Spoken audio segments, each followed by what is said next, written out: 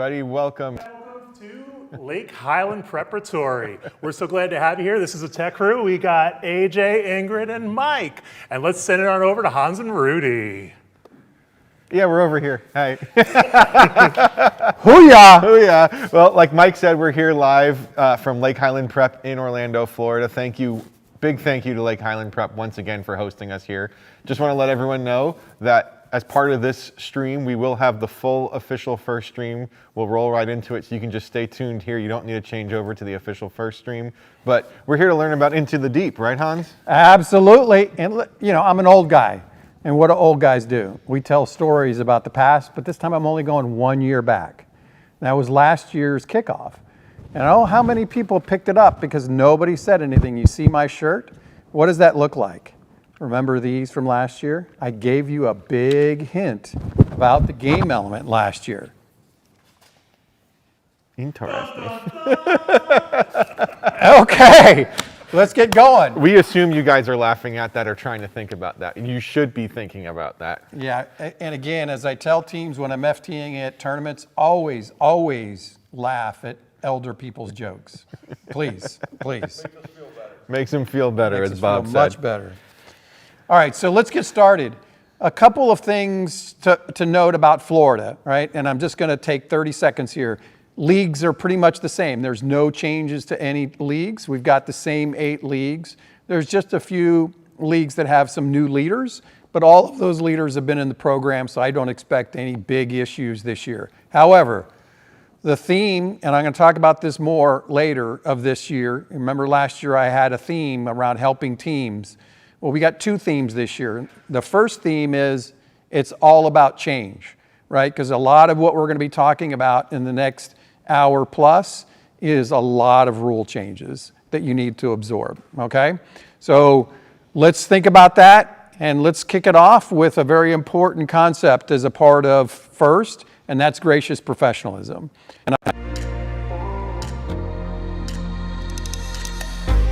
Gracious professionalism is the positive, kind, and respectful way in which we treat each other. It's the reason that the first community is so special. It's about balancing competition and cooperation. And it's all about cooperating in a time of manner. Well, even though there's stress, even though there's conflicts, we should always be in a respectful and kind manner to no matter who we are talking to. In a first setting, it's being nice to your teammates and being willing to lend a helping hand, even if you know next match you may be competing against them.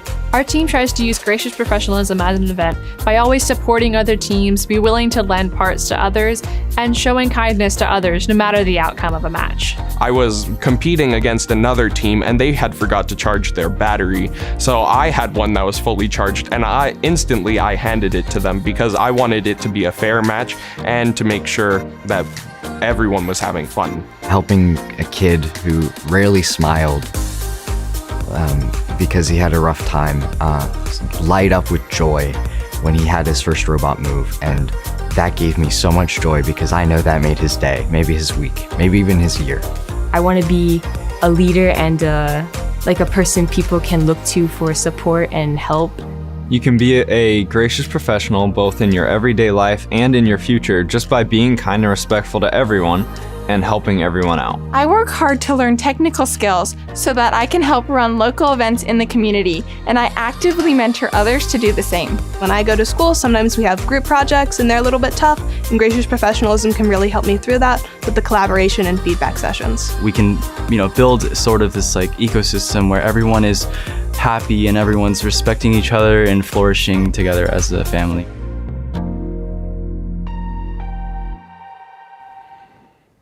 All right, so real quick, I want to make sure everybody recognized something in that video.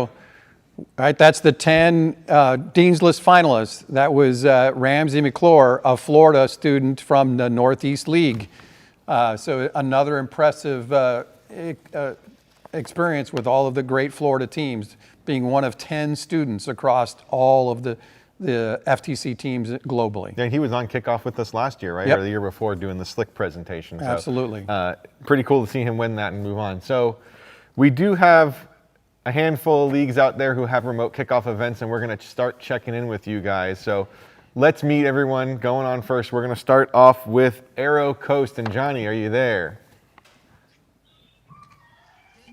Everyone from the Oil Coast. We're here live at the Doolittle Institute on behalf of the Air Force Research Lab, which is one of our fundings. We want to shout out to AIAA for also funding this year and MTSI. Everyone, give it up. Awesome. Good job, Aero Coast.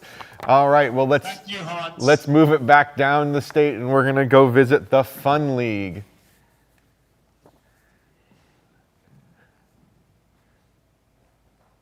Hi, Fun League. What's going on? Go ahead, Fun League. You're live. You're You're underwater on. there, it looks like. Absolutely. Whatever. Boat, water, team. We're the Fun League.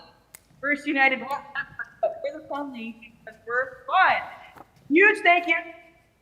Huge thank you to School Del Rey for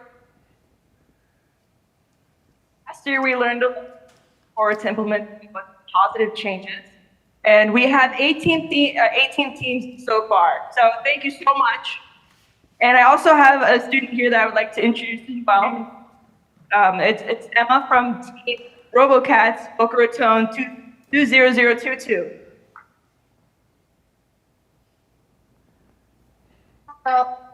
So our team, and we hope to get even farther, and we're excited for this fun 2024 to 25 year.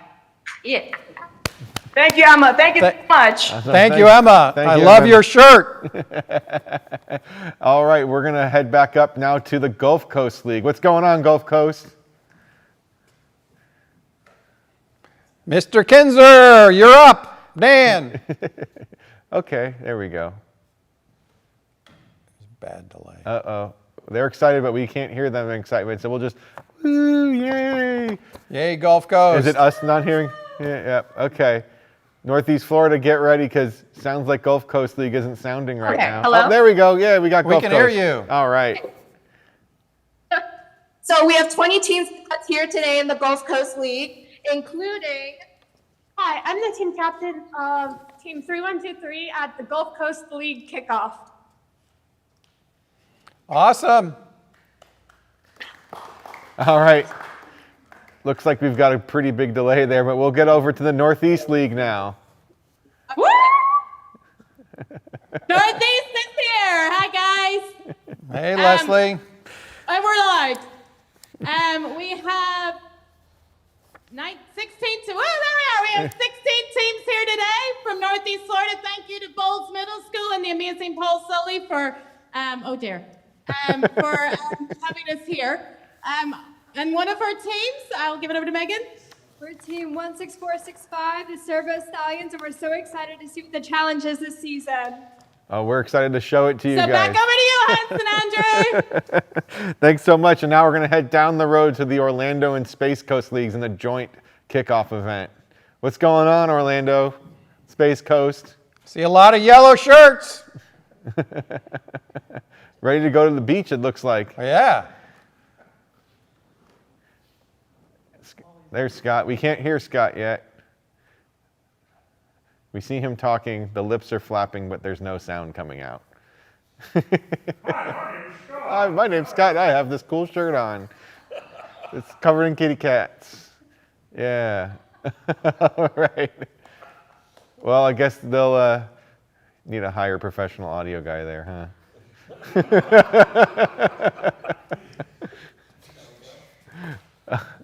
All right, sorry, Space Coast League Orlando, you gotta get it. We're moving on to South Florida League. Hey, what's going on? Good morning, everyone from South Florida.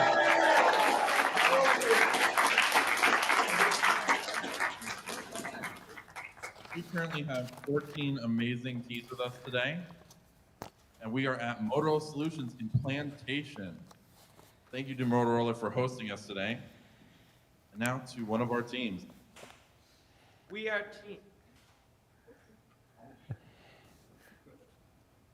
team 16484, the Robo Kings, and we are excited for the water game. Awesome. All right. 93% of doctors agree that FTC is a perfect opportunity for kids in high school. Side effects may include lack of sleep, a never-ending quest for the most stylish safety glasses, unpredictable dance moves, fondness for pool noodles, elevated levels of absurdity, nightmares of controller sync issues, obsession with growing a rubber duck collection, desire to overeat pizza, addiction to Red Bull. All right. Thank you to all of the leagues out there. All right, this is going to be a fun day. Let's keep going. So I'm going to start with the fact that the initial manual was released in July 31st, and there were actually a few changes to the rules already documented. A lot of changes. A lot of changes. Again, as we said before, what? Year of change. Yes, change is inevitable. Flexibility. All right, so let's talk about a couple, right? So the real obvious simple one is the fact that we used to have two game manuals, right? Part 1 and Part 2. Now it's just a single manual, and we no longer use the term game manual. It is a competition manual. The other very big change, and this will affect all of you referee volunteers out there, is if you recall, the Q&A forum is still around. However, the approach is going to be different. In the past, the Q&A forum was kind of viewed as an extension of the game manual. But now, FIRST is actually going to release an update to the game manual every 2 weeks on Thursday. And they will highlight what has changed. And what they plan on doing is they'll take your questions in the Q&A and they'll actually update the game manual with anything that comes out of that Q&A that really affects the need to clarify the rules, okay? So be on alert. You're really going to have to start reviewing that. Now, what I've been told is they will highlight in yellow highlighter the changes to the game manual each release every 2 weeks, okay? So that's a big change. You're going to hear a lot more of the rule changes, but we can't cover some of those until after the video. We can cover the robot rules before then, but please stay tuned until 12:30 because I'm going to highlight some other very, very big changes to judging and to the alliance rounds. Really a lot of changes. All right, so let's go to some questions to start talking about design. Yeah, so we've kind of preloaded some questions to you guys in the leagues out there, and we're going to ask you guys those questions. I got to find the piece of paper because I didn't memorize it. There we are. All right, so we're going to start off. We're going to go in alphabetical order, just so you guys didn't realize that last time. So we're starting off with Aero Coast League. How you doing, Aero Coast? You there? Yeah, fist pump, party. All right. Can't hear you. So, Aero Coast League, can you hear us? We can't hear him. Is that our fault or their fault? We heard him last time. I'm leaning over to look at that tech board.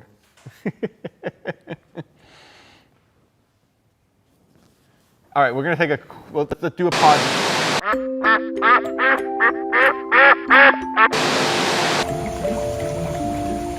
I hope this duck's in this game.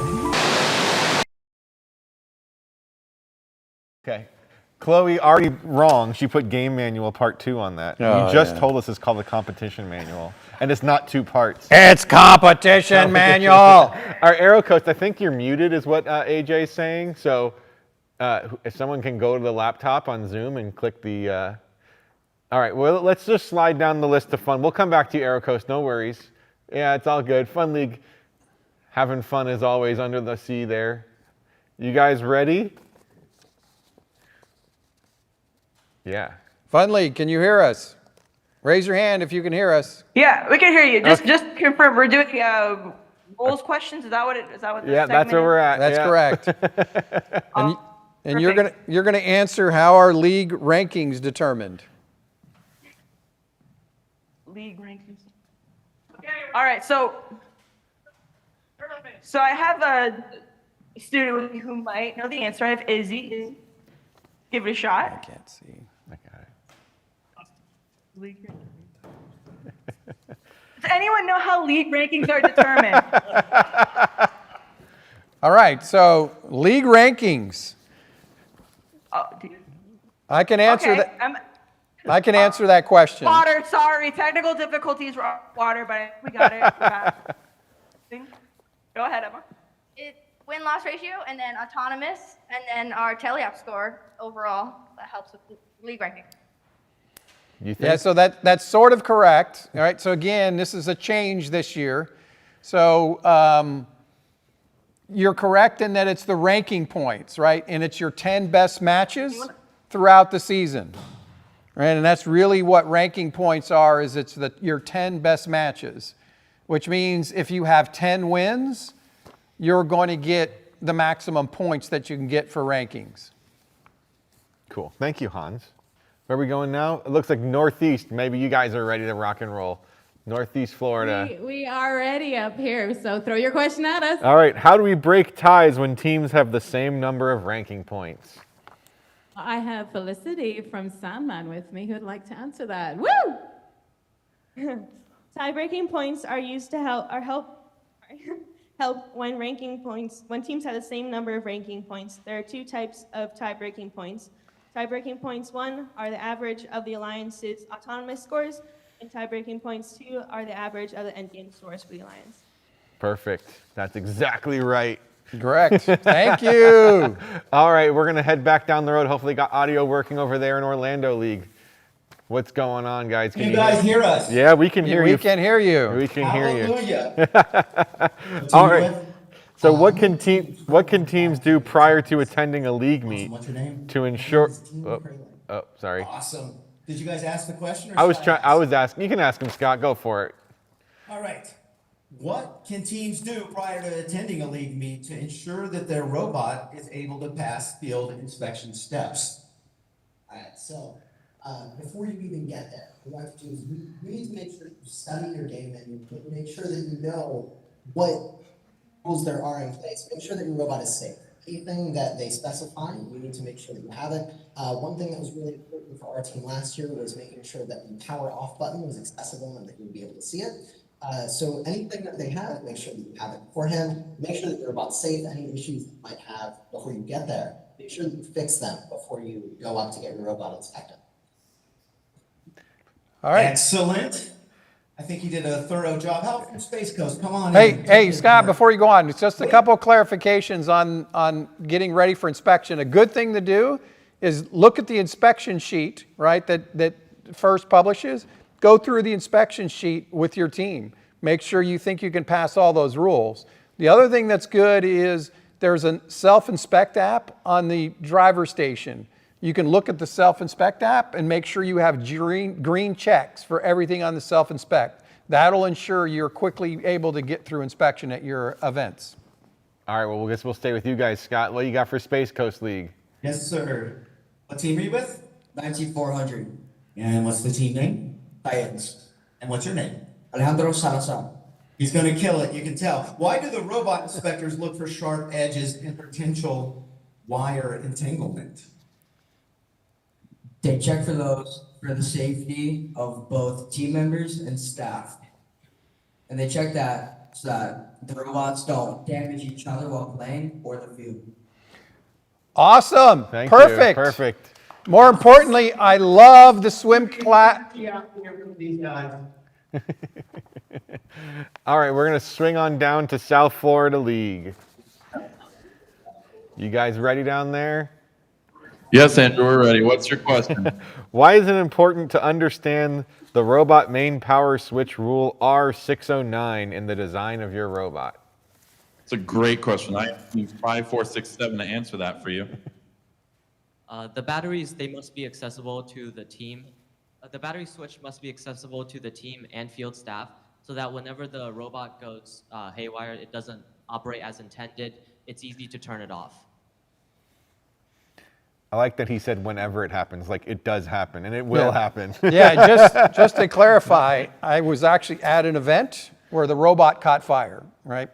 So we have seen issues like that, and that's why it's important that people really understand where your power switch is. My other recommendation to you is be careful not to put it on the outer part of the robot, because then it can get turned off during a match. Yeah, and also make sure you get that proper label. There's that specific label that's in the manual, has been there for years. Make sure you print that label and bring it. A lot of leagues are nice and they'll print them for you, but just ahead of time, make sure you print that thing up and have it right next to your switch.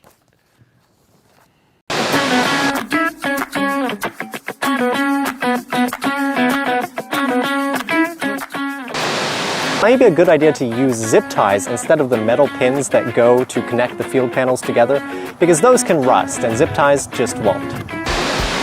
When you open up your field kit, you'll see some items that are unfamiliar to First Tech Challenge, but don't worry, we'll show you how to use them.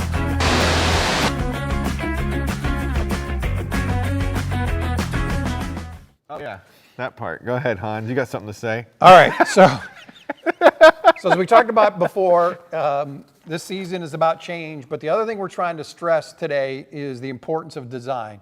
One of the things that I've seen in past teams, believe it or not, I'm crazy enough to review a lot of engineering notebooks, portfolios. And one of the things I consistently see in some of the stronger teams in their portfolio, they often explain not just their design, but how they came up with their design. And specifically, what rules influence their design. Right, so I think that's what we really want to stress. And you'll see today as we talk about rules, we're trying to emphasize, think about those rules and how it's going to influence your robot design. So with that, right, kind of as an intro into starting to think about what this game is all about, we're going to go to the leagues and ask some of the students what they think the game element might be this season, okay? But before we do that, we're going to do a quick video. I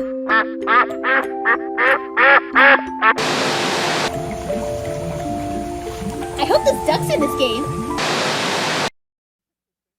7 of those, and you picked the same one again.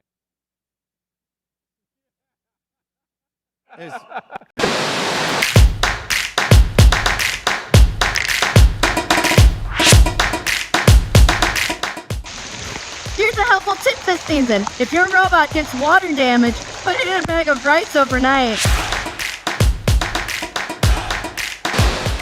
Bag of rice. Bag of rice. All right. So we want to know what you guys think Thanks, might be. Marissa. Yeah, thanks, Marissa. We wanted to know what you guys out there are thinking might be some like elements for the game, and we want to hear what you guys are thinking from the hints and things that you've seen so far. So we're going to start off with the Fun League. So Fun League, what do you got? What's your hypothesis for this year? All right, so for guessing the elements, I have here with me Juju from the Wild Stallion. Juju, take it away. All right, so my name is Juju with 16759, the American Heritage Wild Stallions, and we think that the game element is aquatic animal, like a starfish or shark, like you guys have, like your shirts.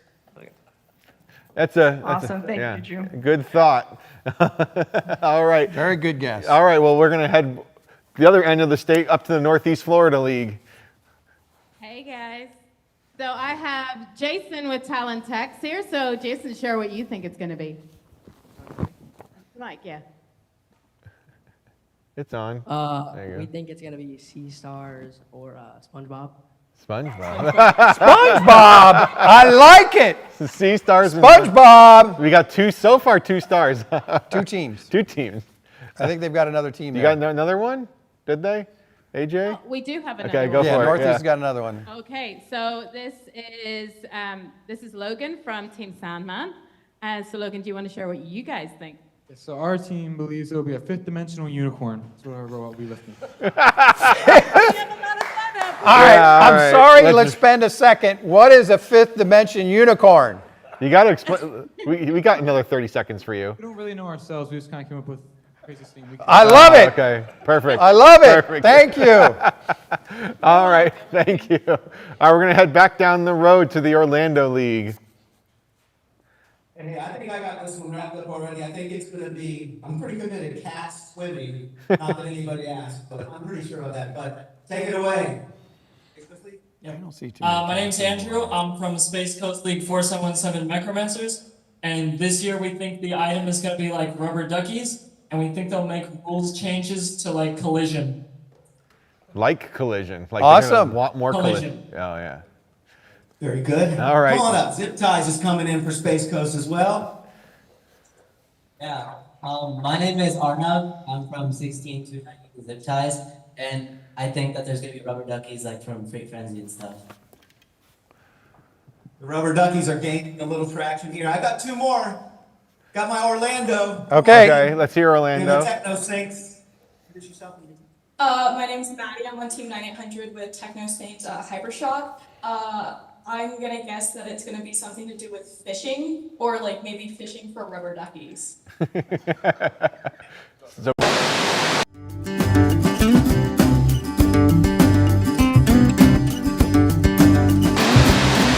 When fishing, be sure to wear a life vest, because you never know what you will get hooked on. he's ready. He wanted to show it. Sorry, guys. Go on. Someone said fishing. Someone said fishing. Go ahead. I'm from team 16249 Excalibur. I think there's going to be a trash going on it, which takes away points, and a fish going on this, which gives points. Fish and Excellent. trash. Nice. I like that idea of taking and giving. That's an interesting idea. But I'm sorry, it's going to be cats. No, I have a question for Scott. Scott, I got a question for you. Do cats really like water? They love it. Look, I got them on my All right, hands. I need to come to your house, and you got to show me this cat that likes to be in water, because that's news. That's news for me. Hans, but Okay. I'm pretty sure it's a go. But I will pay you big bucks for that shirt. Yeah. No, I'm committed. All right, we're going down to South Florida now. All right. What are you guys We have thinking? some thoughts from Noah on team 9110 Wired Cats Omega about the game element. I think we're going to see something that's a fish. So one end will be round and the other one will be pointed. So it'll be kind of hard to pick up. And the teams are like sharks hunting the fish. Okay. Nice. All right, and then I think we have some more thoughts from Owen on team 9987 Eagle Botics Gold. I'm thinking we're going to see some rubber duckies. So rubber ducky, starfish, and a fifth dimension unicorn are really the leading theories, I think. All right, I think that's everyone that we've heard from now. Of course, there's somebody sitting here in the room. I mean, well, Hans, I mean, we can see it, we know what the game is, but like before it was released, did you think like, oh man, it's going to be X? I thought for sure there would be some sort of aquatic animal, right? But I'm struggling a little bit. So if there's anybody out there that can tell me, are there ducks that live in the ocean? Oh, yeah, that's true. Right, because the theme is the ocean. Ah. So I think ducks, I love the ducks, right? You know, so a quick story about ducks, right? I'm sure some of you have seen Jeeps, right, with ducks on their dashboard. So that's a thing. And they like to be complimented about their ducks. And so what you're supposed to do is put a duck on their handle of their door. Right. Because you're saying, we love all the ducks. I loved the duck season. Right. It was a great scoring element. But yeah, you know, I was thinking, everyone was thinking water game. I was thinking sand game, because, you know, what would be worse than sand? Nothing. I don't think that would be worse. So I was thinking there'd be sand involved. Next season, it could be a desert game next year. I don't even know. We don't know what the theme is this year. Yeah, sand would be brutal. Yeah, that would be brutal. It'd be worse than water, I think. There would definitely be a lot of design considerations on maintenance of your robot with sand. So, are we going to AJ's video now? You guys are looking at each other. Okay, so if you guys don't know AJ, our wonderful one of our state FTAs, he has a YouTube channel, FTAJ. There he is, that's AJ. And he's got a YouTube channel with lots of tech updates and things, FTAJ, look it up. And here's like a quick preseason little update he filmed for us. Hello First Tech Challenge, and welcome to Into the Deep, presented by RTX. This season, the documents that were previously called Game Manual Part 1 and Part 2 were combined into a single competition manual. With this change, a number of technology-related rules have been rewritten. Some of the rules provide additional clarity on existing restrictions, and others expand what is possible in First Tech Challenge. Some of the key terms that we use have changed, such as the term operator console and arena, so be sure to check out the glossary at the end of the competition manual. First Tech Challenge wants to give teams a lot of flexibility when it comes to constructing their robots. The trade-off is that teams have more responsibility to understand the parts they use and provide documentation to inspectors. A perfect example of this is the new rule about legal servos. Instead of listing specific servos that are legal for use, the rule specifies the maximum mechanical output power and stall current that are allowed. Many of the servos used by teams today already meet these requirements and will be included in the legal parts list. other servos that aren't listed can still be legal, but it's the team's responsibility to check that they meet the requirements and provide documentation to your robot inspector showing that they do. This gives teams the maximum amount of freedom while addressing the trend of increasingly powerful servos finding their way onto First Tech Challenge robots. Another example is the rewritten rule about minimum software versions for your robot controller and driver station devices.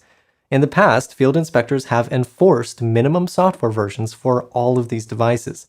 Now, these minimum versions are only recommendations, strong recommendations, but not required. This is another area where teams have greater freedom to use different versions of software that work for them. However, teams also have the responsibility to upgrade their own software.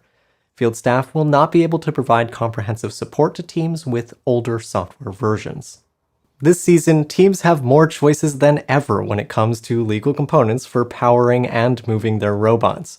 This includes new motors in Rule R501, new battery options, including new form factors in Rule R601, and new power switch and servo power options. The related rules about how devices must be connected have received important clarifications, so be sure to read them carefully early in the season. Another new item available this season is the Limelight 3A, a new Vision coprocessor that can be programmed with native support from the First Tech Challenge SDK. Finally, teams should be prepared for some important changes when it comes to match flow this season. Teams will be required to select and initialize an op mode at the beginning of the match, even if it's their teleop program. Teams now have the option of stopping their autonomous program early, without penalty, and without affecting their ability to later run a teleop program. It's also very important that robots do not move during the period between auto and teleop, including movement that may be caused by initializing servos. This kind of movement can result in a major foul and yellow cards for repeated violations. Be sure to review these rules and understand how they affect your code before you arrive at an event. And while you're at it, take a look at the new rules about the operator console, including new size restrictions. A lot has changed this season, so it's a good idea to start fresh with a full reading of the competition manual. We think you'll enjoy the additional clarity and freedom in the robot construction and technology-related rules. Don't forget to arrive at your events with any necessary documentation for the materials that you use. That's all for now. Thanks for joining us on this journey into the deep. Thank you, AJ. AJ was very serious on that video. Yeah, he's smiling. You can't see it, but he's smiling. Can you see? There he is. He's way too serious. You guys should really go subscribe to his channel. It's actually, he does have a lot of really good information there. Absolutely. So, again, as I highlighted many times already today, it's the year of change. So leading up to the first video, we're going to talk about some more changes that have already been announced.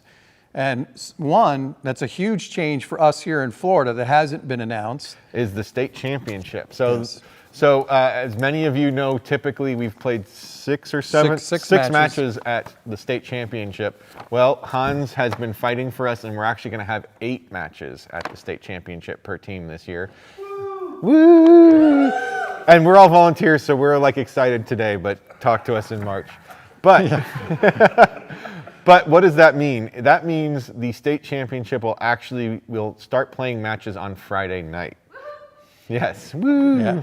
So that's a big change, right? For a lot of you teams, you're going to have to be prepared to actually run matches, late Friday afternoon. So you're going to have to come into the building, have your robot ready to rock and roll, get on the field, and start playing. We're going to get through inspections quicker in the morning, all that kind of stuff. It's actually very exciting. We think this will lead teams into a better path going forward in the future. Yeah. Plus, it's more fun, right? Everyone wants to play more matches with their awesome robots. Yeah, and the other thing that it enables us to do in the future, right? So we don't want to do that this year. We're going to stick to 56 teams still. But by allowing us to run more matches and run matches over multiple days, it'll allow us to start expanding our state championship in the future. And for this year, we're still in the same venue. We're Yep. still in Polk County and Winter Haven there. I think we're there for another year. One more year. One more year. We got a contract. They've been very gracious and actually have provided some grants to the state program to help fund that venue. So that's why we're staying there. I like the venue. I think it's great. You guys have your opinions. That's fine. All right, so we have a few more minutes. Let's start talking about some robot rules. Again, I hope everybody has gone to the first website to the game rules area and pulled down the competition manual that was released on July 31st. It did have a number of robot rules that have been announced. One of the big rules is that before servos, there was no constraints on servo capacity and size. So now you have to be careful on what servos you choose because there is actually power limitations on servos. So please go read that rule and make sure your servos that you have had on your robot in the past. Now, again, I apologize to those rookie teams out there because all of this is new. All of it's new. All of it's new. The vets, we're all like, oh, we have to learn new rule numbers. Right. But rookies, you guys don't have to worry about that. It's all new to you. So welcome to the team. Okay, Commercial? go ahead, hit it. All right.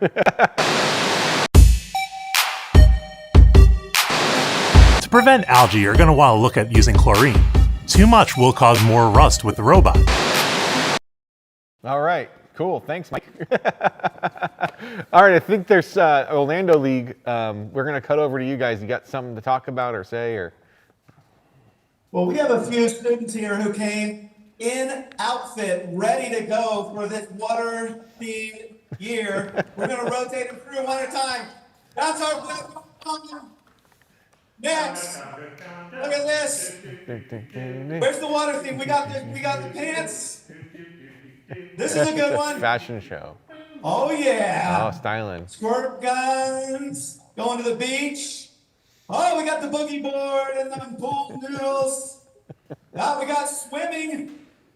Look at this. Oh, we got some shoes. Yeah, there's Paul. Yep. Zip tie. Oh, look at that. Uh-oh, Ducky. It's an entire Congo line. This is some team spirit going into this year's game. Just thought we needed to share that. Thank you, guys. That's awesome. Thank you, guys, Orlando and Space Coast Leagues. Your judge advisor is watching. You guys are having way too much fun, man. Way too much fun. Hey, so since we still have some more minutes, the other big rule change is in the past, if what you'll notice in the documentation is we used to say the robot had to fit inside an 18-inch cube but expand out after the game. There was no limitation. This year, there is a limitation. So robots can only expand horizontally out to 42 inches by 20 inches. So we will put this on the field later, but this is what 42 by 20 looks like. I don't think I can fit it in just leave it, Mike. It's that's fine. all right. In this camera angle, but we'll show you this relative to the field later, so you kind of understand that it's a limitation, but it's not a huge, right? Because remember, the tiles are 24 inches wide, so this is almost 2 full tiles that you can expand out. Okay, so that's another important rule change that we have this year related to the robot expansion. Let me try to think about some others. Okay, there's another one that we're going to review in detail later is the Alliance labels, the red and blue Alliance labels.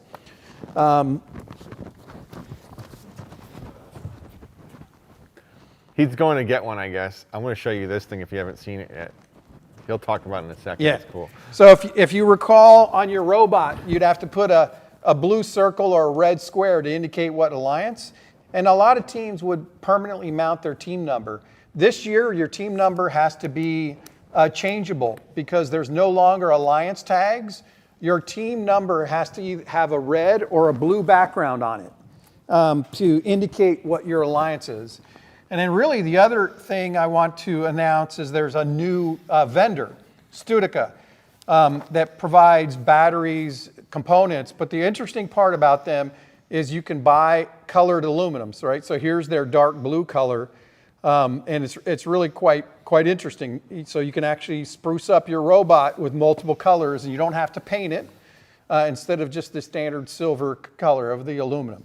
So that's a new vendor that is officially approved by FIRST that you can buy componentry from. And there's actually a bunch of new stuff, like there's new battery rules. Yes. There's, I mean, you guys should have read it already, but you should make sure you go read it because there are a lot of new robot building rules. Yeah, there's a lot of new componentry that you can use that you hadn't been able to use in the past. I think there might even be a new switch a new place you can buy a switch from. And is the video processor new that they are allowing? Yeah, Limelight's allowed now. Yes, so if you guys know Limelight, I look to AJ because I only half know any of those types of things. And again, a lot of that was actually already announced, right? So we're not, pre-announcing something that you're going to hear about from FIRST.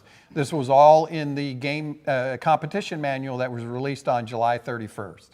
And the new competition manual, as soon as FIRST plays the game animation video, it'll be on their website and you can start pulling that down. And of course, you can also get access to the game animation video itself that you're going to see here momentarily. Okay, so those are a lot of the key robot rules that are changing. The other thing that's interesting about this game, and we're going to talk about these, right? So please stay tuned after the first video, because not only are there robot rule changes, but there are competition changes, right? So there's changes to the structure of our competition. Now, the good news for Florida is all these changes don't affect league meets. They really only affect judging and alliance matches. So it's not something we will experience until late January, February at your league tournaments and the Florida Championship, right? Because there are competition changes. And then there are also judge changes in terms of some of the rules around how the criteria is used to evaluate teams on some of the judge awards. And then also there's some changes to the awards themselves and some documentation that is no longer required for some of the awards. So please stay tuned. I'm going to cover those in more detail once we get the first video presented here coming up in about 3 minutes. We'll go through those. And make sure you guys, as you watch it, start thinking of questions. Bob and Sid are here. Yep. Woohoo. They don't have a camera yet because they come over here. But Bob and Sid are here. And as in the past, we've prepared some high and low points, or high points, I guess, for you guys. It's only low when Sid talks. There's some high level stuff that they wanted to specifically call out that maybe aren't obvious in the game animation in the first video. First, we'll be also releasing a field tour again, which it's pretty nice. So you guys will want to go and watch that later. And for those of you at the remote events, obviously a lot of you will have fields at the events. I think all of them have one. Yeah, all of them. You'll be able to step onto the field, look at it, see the actual and feel the game elements this year. And that's another interesting thing about this game this year is an interesting twist on the game elements in terms of what you can do with them. So I think it's going to be an exciting game, and I look forward to the way they captured the fifth dimension for the unicorns has been really amazing. Yes, absolutely. Well, I'm amazed that they've been able to build a unicorn that's structurally sound enough that robots won't. And it survives in the fifth dimension at the same time. It's pretty amazing. But we're going to do Zoom call through the Zoom chat. You guys at the remote events can actually ask questions to Bob and Sid and all of us. We're lucky enough that we got to read the rules ahead of time. It looks like there's been a little bit of a leak in the Aerocos League of potentially some game elements. I don't know what you guys think about that. Robot, dinosaurs. Dinosaurs in the ocean? Dinosaurs in the ocean. All right. So if you guys haven't figured out by now, we're stalling. Right? Because we had some technical difficulties. It's only a minute. We had technical difficulties with some of the leagues. And so we weren't able to go through all of the leagues. So this has gone a little faster. And Andrew and I are just trying to make stuff up at this point. I mean, that's the whole event. Let's just be fair. So, okay. What's for lunch? Probably fried chicken. No, it's got to be fish. Oh, yeah, that's right. Fish. It's got to be some sort of fish. Are we close? I mean, I would say we're all right, pretty so close. Why don't you, So those of you who were at the state championship a couple years ago, I played a very cruel joke, right, about the size of an element, and programmers got afraid, and it was a joke. So I'm pre-announcing that this is a joke, guys. Yeah. Right? So last year I gave you a hint. Not a shark. This is really not a hint. All right, well, So- let's watch the real thing now, I guess, huh? Yeah, here we go. All right, thanks, everybody.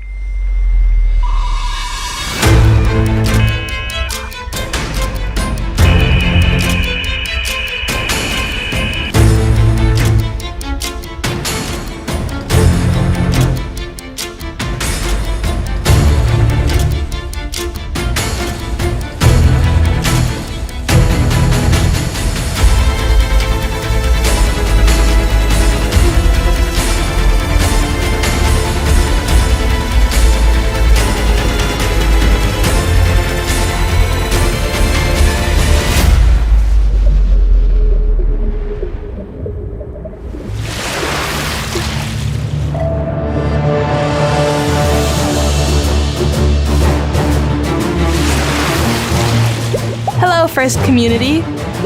Teams, coaches, mentors, volunteers, alumni, sponsors, parents, friends. Everyone. We are the 2024 First Tech Challenge Dean's List Award winners, an honor to be your host for today's celebration. Welcome to the First Tech Challenge 2024-2025 season kickoff and reveal of Into the Deep, presented by RTX, all part of the first dive season presented by Qualcomm. We have an awesome show for you with special messages from a few of your first faves, and of course, the highly anticipated reveal of the 2024-2025 game. All of the Into the Deep game materials will be published on our website after the broadcast, so please use the website as your reference during the season. But before we dive in, here to share his excitement is first Chief Executive Officer Chris Moore. Hello, First Tech Challenge community. Welcome to a new year of problem solving, creativity, and discovery. I'm thrilled to be part of today's reveal of Into the Deep, presented by RTX. You are among more than 100,000 First Tech Challenge participants around the world who will uncover the potential in each of us to strengthen our community and innovate for a better world with healthy oceans. A special thank you to our generous sponsors, including the First Tech Challenge season presenting sponsor, RTX, for making Into the Deep possible, and First Dive season presenting sponsor, Qualcomm, for helping us explore the future. And my sincerest gratitude to you, our participants, our coaches and mentors, our volunteers, and our passionate supporters around the world. Thank you for making First Tech Challenge the successful, engaging, and fun program that it is. On behalf of all of us here at First, wishing you the best of luck as you embark on this new season. We can't wait to see what you discover beneath the surface of the oceans, within yourselves, and in collaboration with each other. Thank you, Mr. Moore.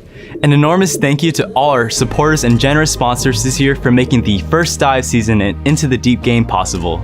Each season, the work you do together to solve problems and make waves with your innovations reminds Qualcomm that the future of breakthrough technologies needs you. Hello First Tech Challenge teams, and welcome to Into the Deep, part of the First Dive season presented by Qualcomm. I'm Vanitha Kumar, Senior Vice President of Engineering at Qualcomm Technologies. Beneath the ocean's surface lies our planet's most complex ecosystem, full of life and potential for exploration and learning. Like these ecosystems, beneath the surface of every new technology lies a community of inventors, collaborators, problem solvers, and creative thinkers. We all have a role to play in building a thriving future, like wireless reach to support sustainable fishing or digital positioning services to improve supply chains across the oceans. As your team explores uncharted waters this season, what solutions will you come up with? How can your STEM skills innovate for a better world with healthier oceans? Good luck, teams. Let's dive in. Thank you, Qualcomm. And now the Into the Deep season presenting sponsor, RTX, is taking us beachside to share some of the ways they're using innovation, teamwork, and STEM skills to help monitor and sustain healthy oceans. Welcome to the 2024 First Tech Challenge season, Into the Deep, presented by RTX. During this year's competition, you'll dive your robots into the depths of the world's oceans to explore the unknown. This ocean behind me is so much more than what you and I can see. Beneath the surface lies a vast and complex ecosystem. You'll learn about that during the Into the Deep season. But at RTX, it's part of our mission. Every day, we're focused on advancing sustainable aviation, reducing energy and emissions, and minimizing our resource use. We're even developing tools that harness the power of the ocean. Let's take a look. From 500 miles up in space, the Visible Infrared Imaging Radiometer Suite, or VIIRS, which is what I work on, rides aboard a satellite gathering information about our environment, like ocean chlorophyll levels or algae blooms along the coast. VIIRS is basically just a really fancy camera that's changing the way we see our planet. It has a rotating telescope to gather particles of light called photons that travel through various lenses, mirrors, and detectors to generate data that's used to identify things, like emerging storm patterns. VIIRS's tracking capabilities can increase warning times on approaching hurricanes and forest fires, and this ultimately saves lives. On board a different satellite, RTX's new Glimmer instrument will collect and process information from across the electromagnetic spectrum to get a detailed view of coastal water conditions. Glimmer will provide precise measurements of ocean ecosystems in the Gulf of Mexico, parts of the US coastline, and the Amazon River. These markers can be used to detect coral bleaching and red tide, and will help decision makers rapidly respond to coastal disasters, like an oil spill. Back here on the ground, RTX is optimizing technologies that predict stream flow and flooding to better understand drought and other water quality challenges. Our goal is to help communities become a more climate-ready nation. Hundreds of RTX employees and mentors worldwide are ready to roll up their sleeves and plunge into the world of robots with you. Join us as we explore the future. By innovating together, we can create a better world with thriving, healthy oceans. Best of luck to this year's teams. Now let's make a splash.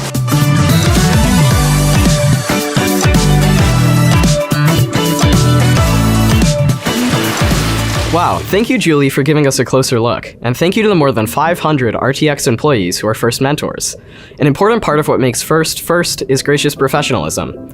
It's also at the heart of each team practice, get-together, and each and every FIRST Tech Challenge event. Let's take a moment to hear from Senior Program Director Rachel Moore on an important message about gracious professionalism. Thanks, Ryan. I know we're all excited to see this year's game reveal, but before we get to that, I'd like to talk a bit about something that's important and at the core of what we do, gracious professionalism. Whether you're a rookie hearing the term for the very first time, or whether, like me, you've been part of the FIRST family for a long time, this is a part of the ethos of FIRST that we can't take for granted. If you've never heard the term before, gracious professionalism is kind of like good sportsmanship, but instead of only describing how to behave when you compete, it applies to all aspects of your life. There isn't one specific definition of gracious professionalism, but it exists in the space where you and your team are performing at their best competitively, but you're also taking time to include and help others. FIRST is a small representation of the real-life opportunities that each of you will have to make decisions which reflect gracious professionalism in your everyday life. Many of these decisions that we make may seem tiny or inconsequential, but it's the little choices that each of us make when no one is watching that all combine and fuse together to form our collective culture. It's okay that gracious professionalism is hard to define. You already know how to compete hard, and you know how to be kind. Think about how your actions make others feel and how that makes you feel. How do you feel when you can do the right thing for yourself and others? What if it's only good for you and bad for others?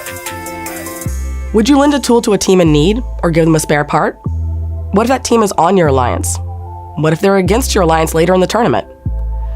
Later, if you didn't help that team when you knew you could, and you beat them, how proud do you feel of that win? You won't always get it right, and that's okay, because gracious professionalism is a journey, not a destination. It's something we should strive to practice every day, but none of us are perfect, and we will fall short some days. When we make a mistake, we should own it, offer a sincere apology, attempt to make amends, and then we have an opportunity to think about how we can do better in the future. FIRST is hard. It's supposed to be. And that means at times during this season, you will feel pressure and experience stress. In those difficult times, it might seem easier to be selfish or only take your own interests into account. After all, even if you do everything the right way, there's only a handful of teams that will win their last match of the season and get to celebrate being world champions. But while there are a limited number of championship trophies, there is no such limit on the number of teams who will have a successful season. Don't waste time on being envious of others' success. Ask questions, challenge yourself, learn from others, and share your own knowledge. Does your team define goals for your season? Do they include defining what success will be? How can you set goals which will help you better practice gracious professionalism? What is one thing you're proud of that you can help another team with? And what will you ask for help with? Don't be afraid to compete, but also have fun and take time to make today a better place for someone else too. In this Into the Deep First Tech Challenge season, remember, a rising tide lifts all boats. What an important message from Rachel. Our team coach also makes sure gracious professionalism is a priority for our team. As you and your team dive into this season, make sure you check out our video of tips for how you can practice gracious professionalism on and off the field this year. We also want to share an enormous thank you to our fantastic game design committee, Jessica Bolin-Smith, Michael Coleman, Laura Donadio, Mark Edelman, Aaron Fadden, Manny Lowe, Joe Parado, and Kevin Rudd. Thank you for volunteering hundreds of hours, creating, refining, and documenting this year's game, and the hundreds of hours you will spend in season. And thank you to all of our thousands of volunteers that will make Into the Deep possible for teams around the world. And now, the thrilling reveal of the 2024-2025 First Tech Challenge game, Into the Deep, presented by RTX.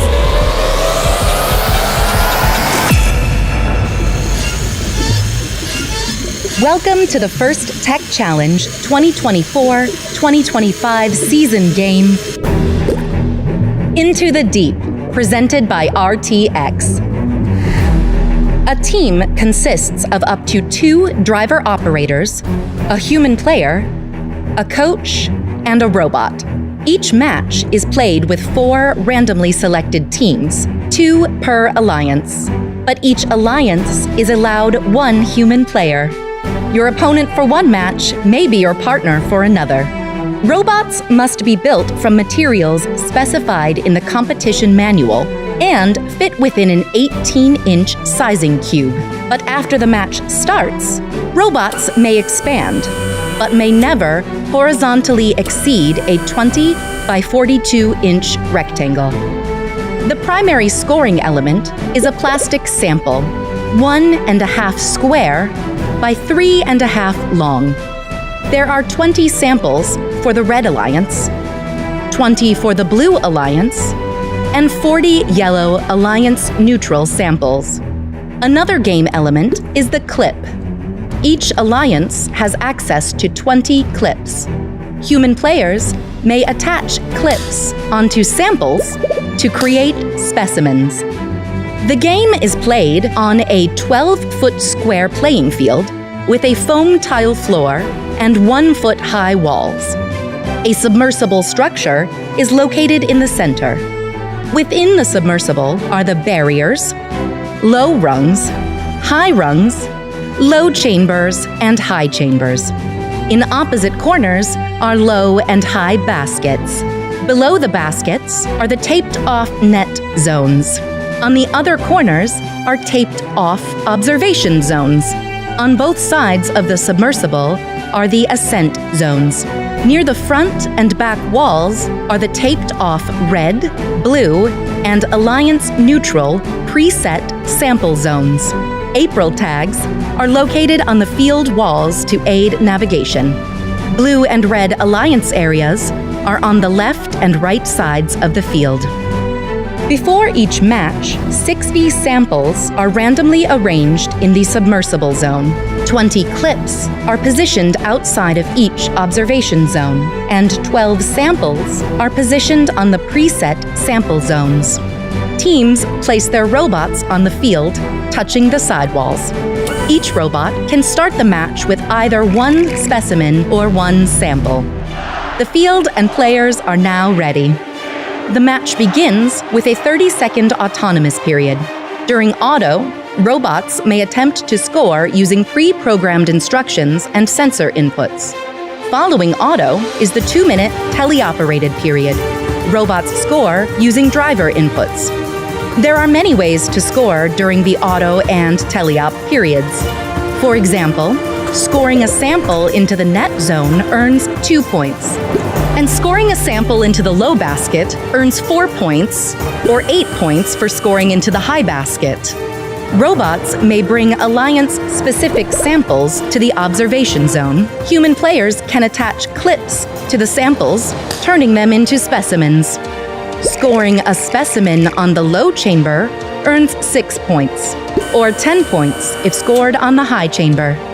Sample colors may be neutral or alliance-specific, but specimen colors must be alliance-specific. The last 30 seconds of the teleop period is the endgame. Robots may continue scoring, but have protected access to their ascent zones. Each robot contacting the low rung earns 3 points. If a robot achieves a low-level ascent, it earns 15 points. But a high-level ascent earns 30 points. When the match ends, a robot parked in the observation zone earns 3 points.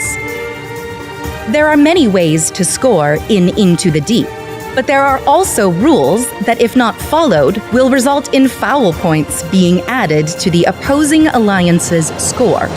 A robot cannot enter the observation zone if a human player is in that zone. Scoring elements may not be launched. During endgame, robots may not interfere with other robots in their alliance's ascent zone. This has been a summary of this season's game, Into the Deep, presented by RTX. For complete rules, please read the competition manual and check the Q&A forum. And always remember the most important rule of the First Tech Challenge: gracious professionalism. Good luck, teams, and have a spectacular season. Wow, this game looks incredible. I can't wait to dive in with my team. A special thank you to volunteer Kevin Thorpe for the beautiful animation, and alumni director Michelle Long for narrating.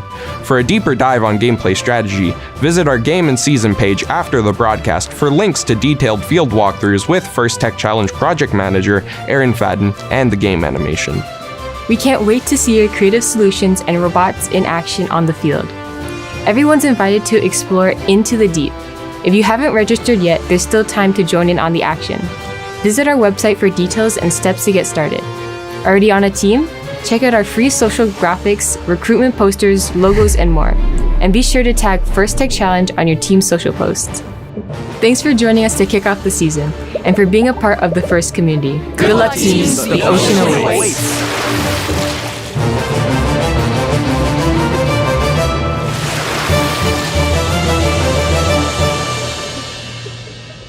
All right, well, there you go. That's the game. And now you guys are getting to see your favorite three-letter words, Bob and Sid.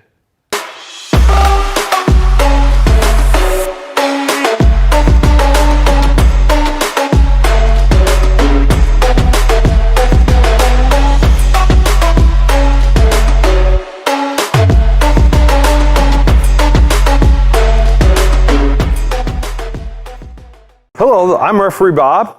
Hi, I'm referee Sid. Follow us Into the Deep.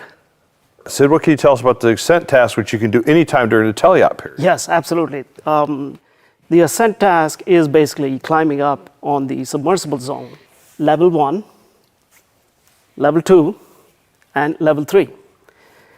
However, you cannot get to level 3 before you get to level 1. And this can be done again, like Bob said, can be done any part of the teleop period.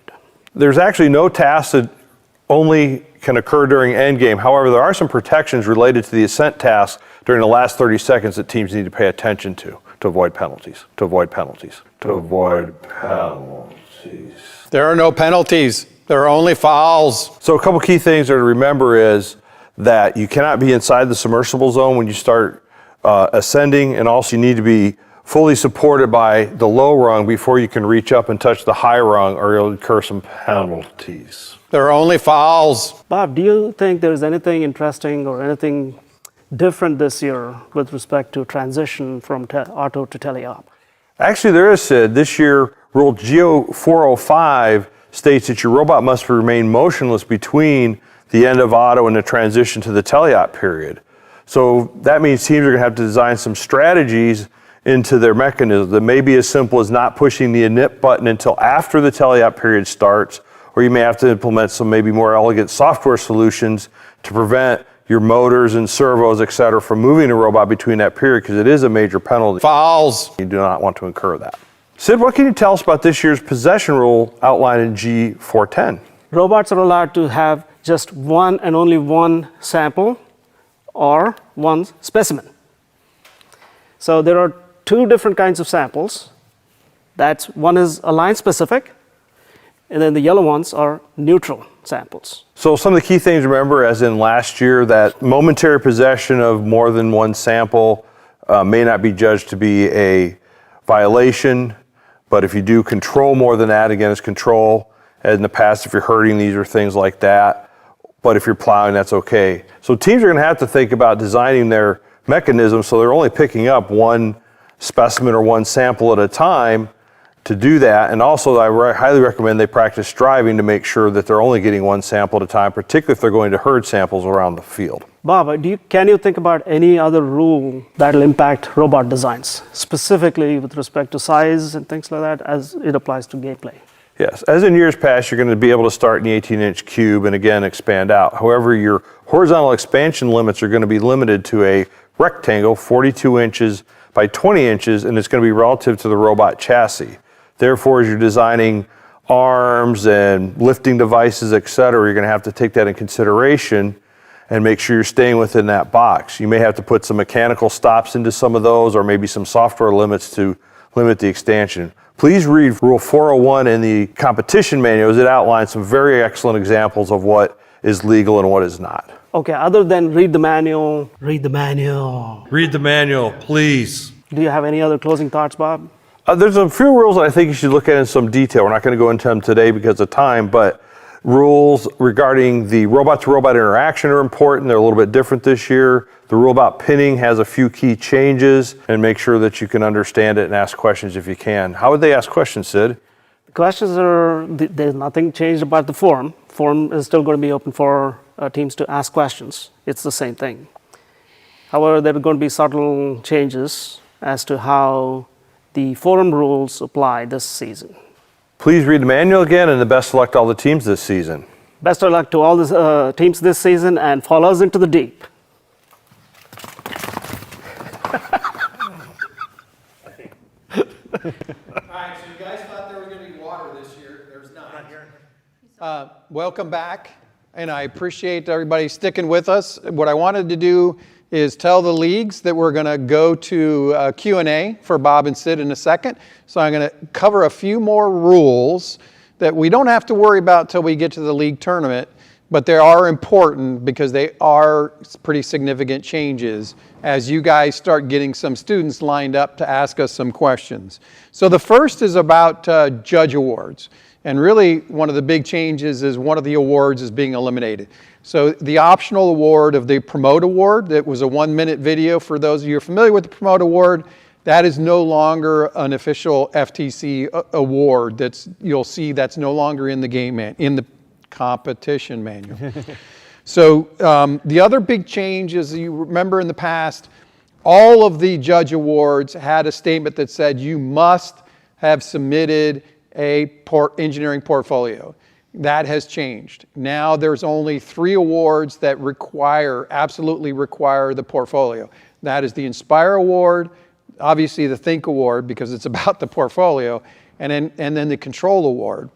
And the reason the Control Award requires it is that's another change. The Control Award form will no longer be required this year. You will put what information you want the judges to know about your software in the Control Award opportunity in the portfolio, okay? So that's another big change. So again, my suggestion is make sure you go over Chapter 6, awards, in the competition manual to understand that. Now again, since we do league meets, we don't have to worry about that until we get to judging at the league tournaments at the end of January. The other change is to how competitions are run. And again, it's the league tournament and the state championship. And that we will no longer be using the term alliance matches. It's now playoff matches, right? So we're going into a playoff, and the reason they're changing the word is the approach is changing. It's no longer double elimination. The other big change is it's only 2-team alliances, right? If you remember in the past, if we had more than 20 teams, you'd have 3-team alliances. That doesn't exist anymore. But if you have more than 20 teams, you're going to have 6 alliances now. And the alliances are different. You're no longer best of 3, right? So whoever wins 2 matches first, you do 1 match, and we're going to have a upper or winner's bracket and a lower bracket. So everybody starts in the winner upper bracket. As soon as a team loses 1 match, they fall into the loser bracket. And then what comes together at the end is the team from the winner bracket plays the team from the loser bracket to determine the winner, right? So that's a pretty significant change to the whole approach to alliance rounds. So that's really, again, a summary. Please read the game manual. Please read the competition manual. So we're going to go to some questions here in a second, but I want Rudy to quickly demonstrate to you, how the clips go on the samples, because it does take a little bit of force to get those clips on the sample. So we'll see if it focuses, but it's... Yeah. I read the rules. Good rule clarification from Sid but there. It's not the easiest thing to clip on. You kind of have to snap it in, and it's not the easiest. So teams, obviously, I'm sure they'll have like 3D printable versions of it, but I'm sure they'll have like 3D printable versions of it. But if you can get your hands on a real one, it's probably worth it. So, yeah. So try to get that. So we've got questions from the YouTube chat coming up, and Bob and Sid, you guys can come on the field. Yeah.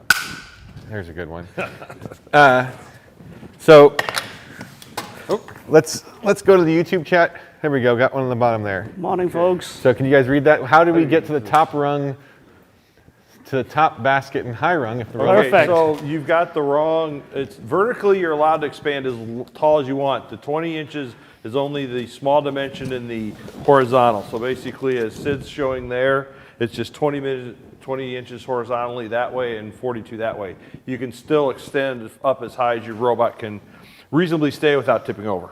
Yes, There's some very good diagrams in the competition manual that really explain this rule. So again, if you look at the competition manual, there's a lot of multiple diagrams that kind of explain what's legal and not legal. Yes, they're very good. Okay, I want to put this my pet hashtag I want to call this.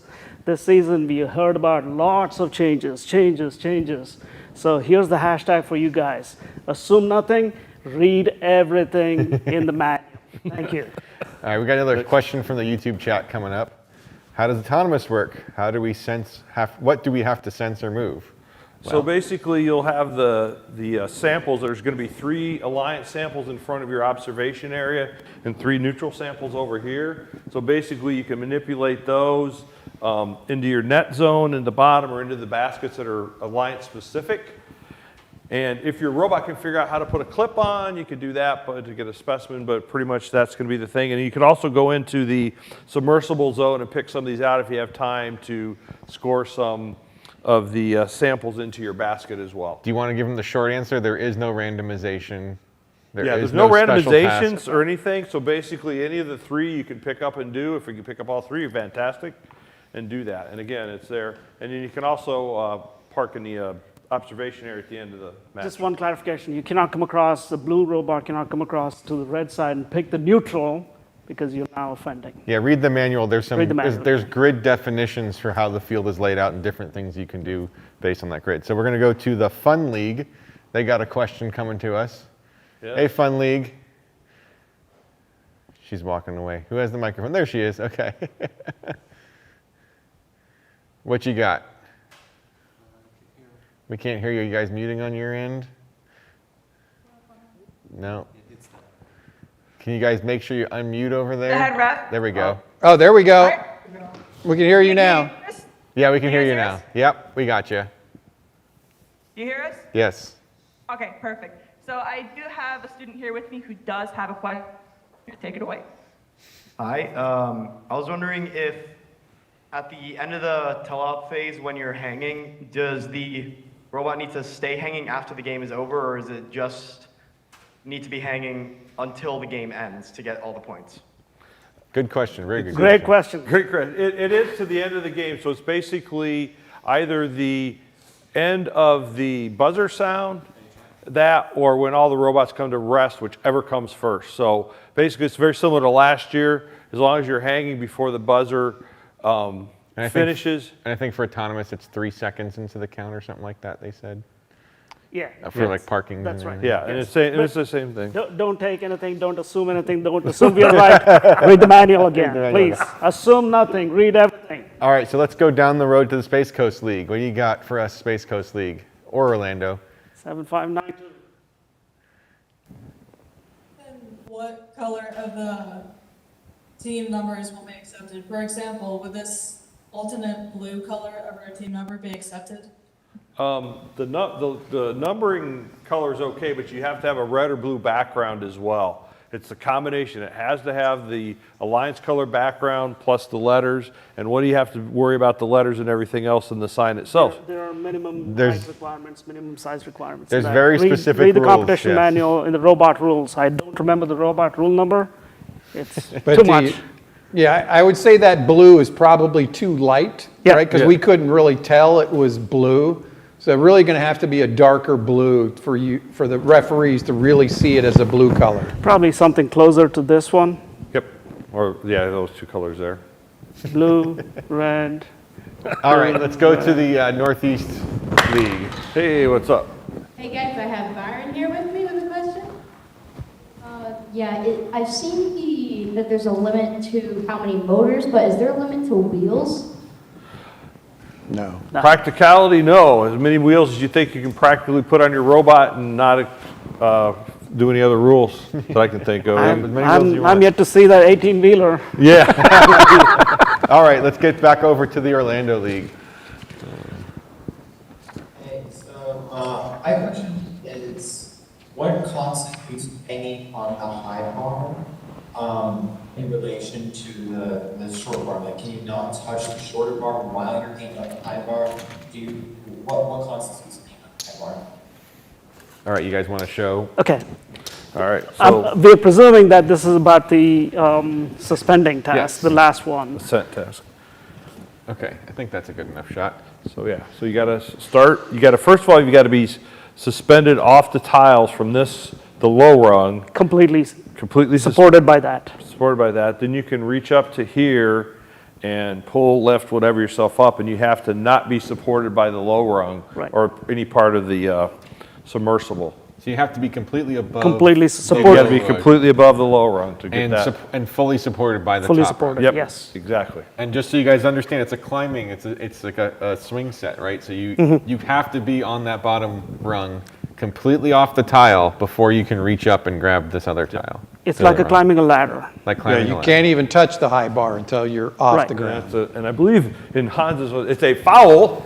It's a foul. Like a bird? Yes. Like a duck is a foul? Sure. All right. South Florida, what do you got for us? South Florida. So can horizontal extension be software limited? Yes, it can be hardware, hard stops, hardware stops, software stops, but realize you're going to have to show that happens during inspection. All right, so they're going to go to the Gulf Coast League. I think they're back online now. Nope, can't hear you. Oh, no, maybe? Heard it for a second. Can't hear you. We can't hear it. We see you waving. We're going to Orlando. We'll come back to you guys. We'll go to Orlando. Put it in the YouTube chat. Yeah, unfortunately we can't hear you. Do we got anything? Orlando. Sorry, I'm on the wrong side of the TV now. We'll help you. Go ahead, Orlando League. For For a specimen, does the clip have to be in those like two positions you showed, or can it be in any position on the sample? So can the clip be in any position, or is it Yes. only in the two? Here, I'll bring you a clip. It's a rectangular prism, so it can only be in two. Yeah, it's But you know, anywhere on the it could be anywhere basically along this. Here. He's Oh, getting well, hang closer. on. Hang on, he's Extreme getting- close up. So basically, because you can see that it could be on the side here, so it could be pretty much anywhere along the side, or it could be on either end. Would be the two things. So it's either got to be on one of the sides. It could be any of the four sides, and again up and down the length of this one, or it could be on the top. There isn't really a top or bottom, but one of the either ends. But it doesn't have to just be in the middle or on. No, it can be wherever. no. We wouldn't be able to see that. And There's really only two orientations, right, that it can be clipped in. My other thing is that it's the human player, right, that's clipping it in. Correct. Yes. And again, I would suggest you guys kind of play with it because it is kind of hard. So we'll take a human player that has some good hand strength to clip those on. Yes. Only the human player is allowed. Yep. Yep. All right. Northeast. Actually, we have a question for TJ here about that human player clipping. So, during autonomous, can a human player clip a sample to turn it into a specimen for Yes. the robot? Yes, I believe the human player can do that, but please read, again, I'm going to repeat it, a broken record. Assume nothing, read everything. Please read the competition manual. I believe throughout the 2.5 minutes, a human player is allowed to So your clip preloads, they can. Yeah, there's Right. there's four elements that are preset at the beginning of the match, right? 2 of the color and 2 of the yellow neutrals on each side of the field. So the human player could clip those during autonomous and put them into the zone. And just to segue into that, that's also a preload. You can use that to preload as a sample or a specimen. A sample would be the brick by itself, and a specimen is with a clip. And only Alliance specific. Line specific. Yeah, only line specific are on here. Right. So you can't put the yellow ones. So you really only have 2 that you can pre. Yep. I mean, they could technically go the neutral, but they won't have anything. They will have to go to the net zone or the basket only. Yeah. Yep. Space Ghost. Has the winner of 2 beat the winner bracket twice? Can you repeat that Breaking up. again? You kind of Yeah, you're broke up a breaking it. little. Say it again. Does the winner of the previous bracket have to compete against the winner of the winner's bracket twice? Oh, she's asking about eliminations. I think about does the winner bracket have to fight? Yeah. So if you are undefeated in the winner bracket and you lose the first final match, you'll play an additional match until one team has 2 losses. So basically, Yeah, I believe the finals is still best 2 out of 3, right? No, just best. Well, again, Or double elimination. the loser bracket has already lost Okay. 1 match. So really there's an advantage to the winner bracket. Read the manual. Yes, It's new to us too. Read the manual. We were more worried about game rules. We'll go to fun. All right, fun league. Fun. What's up? Both hanging on the bottom and the top hole of the hanger. Do we get the bottom hole's points or the top hole's Yes. points? You get level. level. Level 1 is floor and contact with the low rung. Level 2 would be just low rung. Level 3 would be top rung. Only top rung. If you can Only top rung. You can't be- contacting the right. second rung, you only get the second So rung. if you're in contact with these 2, you'll get level 2. And to get level 3, only touching the top bar. Exactly. Correct. And above the lower rung. Above the lower rung. Okay, yeah, that's true. Okay. Gulf Coast. Gulf Coast, where you at? Speaking come on. with- come on, you guys can do it. Come on, let's go. What's your questions? We still can't hear them. We can see you. We can see you. Can you do none of us know sign language. Oh, we got something. Go for it. Come on. Oh. Oh. AJ, got any feedback? Oh. No, it's just cutting on and off. Yeah. Chat, All right, use let's go. chat. We got a question from the chat. And What's the difference between a penalty and a foul? there are no penalties anymore. They are now called Called fouls, as Hans pointed out to us. And they are mistakes. Only hens and fowls and ducks and geese. All right, Chat again. Okay. Chat. I've been getting a bit of a subliminal message. Should I read the manual? Yes. Absolutely. That's not you subliminal. win the bonus prize. Superliminal. South Florida.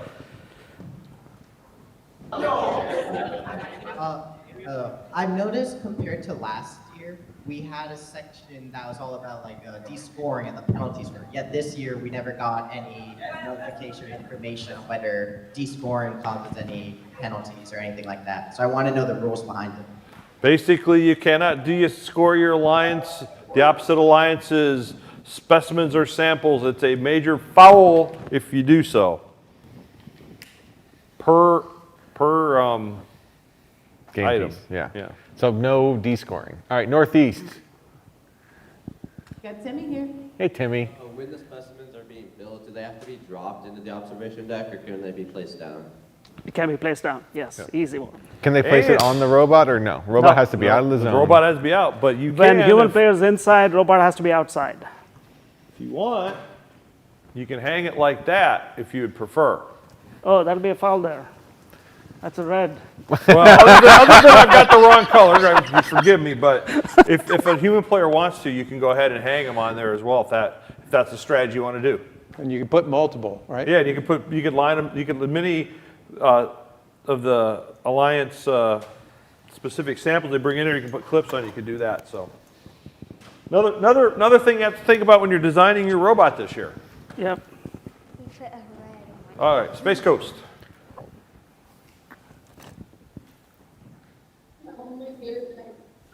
Good. Start again. You broke up in the first part, please. So anything you do, only doing the autonomous way.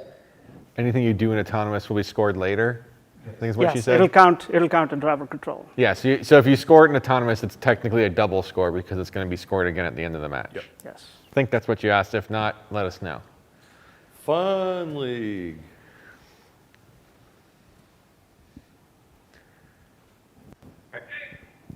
In the context of the pieces that were allowed to preload in the beginning of the tele-op and autonomous period, how many pieces are we allowed to carry in one continuous movement? Single one. Possession of one at any time. And there's very specific rules about, like, if you incidentally touch one, or as you're coming across, you move one, something like that. So yeah, make sure you read and understand the way that that's called. Because I believe, like, if you incidentally pick up two and you drop it, like, there's no. If it says momentarily. Momentary, yeah, that's a new word. New word. Look the definition. Northeast. Northeast. This is all you, man. When you said like no 3 minutes. throwing elements, is that for like the entire match or all of it? Yes. Yeah. Did you say throwing, I think? You said throwing, yeah? Yeah, you're not allowed to. It's throwing the element. Yes, Yeah. no, you cannot. No launching. No launching, forbidden. Foul of some sort, I believe major potentially. All right, Space Coast League. Yeah, so how does that end game period work? Is the only other task you can do the hanging? And also, you guys mentioned that you can hang anytime, or is it only last 30 seconds? So there's really no end. So you can do the ascent task anytime. The difference is you can see these white lines down here. This is called the ascent zone, and they're alliance specific during the last 30 seconds of the teleop. And at that time, the opposite alliance cannot interfere with you, or it'll be a foul as well. But you only scored if you make it to the buzzer. Yeah. So, but if you want to get at the beginning and hang up there and do that, have at it. Yeah, it's important that there's really no end game, official end game anymore, right? Because there's not a separate task that's restricted to end game. It's just that you're protected from ascenting during end game. Yep. So, and in fact, you'll see in the game manual, the word end game isn't even mentioned. True. Absolutely. And if you had, like Hans, read the game manual or competition manual, you'd know that. Yeah. Thank you for correcting me, Bob. That wasn't the point. The point was you read. No, it's going to take all of us a long time to adjust to the new terminology. I think South is what Florida's that coming highlights. back. Let's stump her. Good evening. So there's the bar where you're hanging for the 30 points, are you allowed to be touching any of the other parts, like the bar on the side? No. You could, as long as you're not supported by Supported these by- incidental you can be contacts, touching, okay? yes. So, you know, if you were to like lean like that, and if we were to take this bar away, you'd still be hanging, but if you're like supported on it or something, or if you're holding on to that part, that would not count. Two more? All right, northeast. Okay, we have Buster here. Good morning, I'm Foster from team 17986, 904 Robo Eagles. So my question is, are you able to manipulate an opponent's sample? No, I believe you're not No, allowed to. you're not allowed to. Well, because you can gotta you- be considered possessing of an opposing alliance's sample, and that's a foul. So even if it's not scored, you can't. Yeah, that's right. Yeah, you're not. Yeah. And again, that whole momentary thing is the part you have to look at, right? Because if you're reaching in here No, if you're and within you the bump that submersible- off and you're trying to grab a Yeah, Right, if yeah, you're again, within the if submersible, that if doesn't you're apply. trying to get to your samples or alliance neutral one, and you bump it or move it, that's going to be probably rules okay. Again, we'll have to see what it is. That'll be a little bit of a judgment call, but you should do it. And it sounds like final Last question from question. Space Coast. Or specimen are allowed in the observation bit? Specimens. How many? As many as you can put it in there, it can have. So unlimited. Yeah, there's 20. Each side has 20 clips, right? And there are 2 yellow and 2 color specific in that zone. So you can put as many as you want. Now, obviously, at the beginning of the match, you could only potentially put 4, right? Because that's all that you have access to. But the robot, then once they start bringing samples over, you can continue adding clips and putting them down. Yes. Yep. And one other unique rule is that once you've placed one down, as long as you come out as the robot comes in, if the robot moves it, needs it readjusted, once the robot comes out, you can go back and readjust things this year. Correct. Yeah, that's a big change, right? Yep. Normally, once you put an object down, you're not supposed to be able to touch it. But as long as as Bob said, as long as there's no robot, you can go in and move the samples around within that zone. Yep. Yep. All right, and I think with that, we are wrapping this up, right, guys? We're out of time. We're good. We are. Hans, you got anything last? So again, volunteers, remember I'm going to need you a little early this year at the state championship because of 8 matches. So start thinking about that. Number 2, you know, how many times have we said it? Read the manual. Read the manual. Read the manual. Read the manual. And then I can't emphasize the importance of being flexible this year, given the volume of changes. Be patient with the volunteers. You know, how many times did we make mistakes just today in terminology? It's going to take us a while, especially us old guys that have been doing this for 15 years. We're stuck in term. Speak for myself. Okay. So again, thank you guys. Now it's time for you guys to go off and start thinking about your designs. And I'm sure most of the locations you now have access to the field and can start looking at the field elements more closely. I appreciate everybody logging in. And I will start sending out emails shortly about league meet dates and locations. Thank you. Thanks, everybody. Good luck to all the teams and see you at an event close. Yeah, and thank you guys to all the site hosts. I got AJ on the other side running the camera. I want to thank all the crew. We got Ingrid over here. She's been rocking audio. All the site people, they've spent a lot of time this week. Thanks for being awesome. Have a good one, guys.